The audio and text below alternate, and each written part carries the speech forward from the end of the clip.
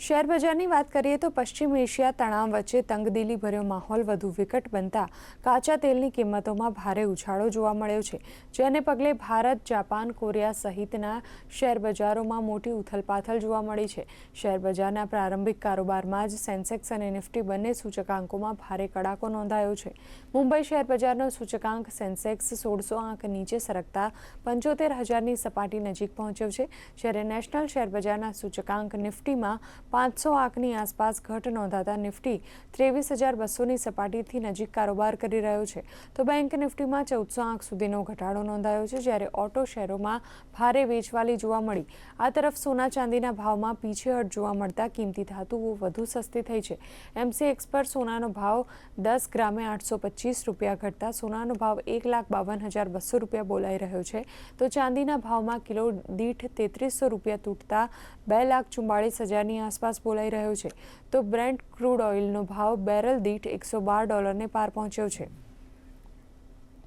તો આ અંગે વધુ માહિતી આપવા આપણી સાથે જોડાયા છે શેરબજારના નિષ્ણાંત પરેશભાઈ.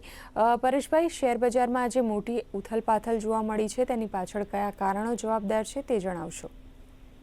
ગઈકાલે ઈરાનના જે ગેસ ક્ષેત્ર ઉપર હુમલો થયો તેને કારણે આંતરરાષ્ટ્રીય બજારમાં બ્રેન્ટ ક્રૂડના ભાવમાં અને કુદરતી ગેસના ભાવમાં 3.5%થી 4% ઉછાળો જોવાયો.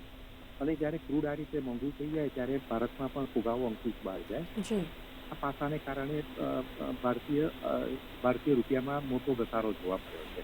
આ પરિબળોને લીધે સેન્સેક્સમાં આજે 1700 પોઈન્ટનું ગાબડું પડી. જી પરેશભાઈ, રોકાણકારો માટે તમારી શું સલાહ છે? શોર્ટ ટર્મમાં હજી આ પ્રકારની વોલેટિલિટી રહેશે, પરંતુ સામે પક્ષે કેટલાક શેરોના ભાવ ખૂબ જ નીચા આવી ગયા છે. ખાસ કરીને આઈટી સેક્ટરના શેરો અને જે સરકારી બેંકોના શેરો જે છે તે નીચા અને ખૂબ જ આકર્ષક વેલ્યુએશન ઉપર અત્યારે મળી રહ્યા છે.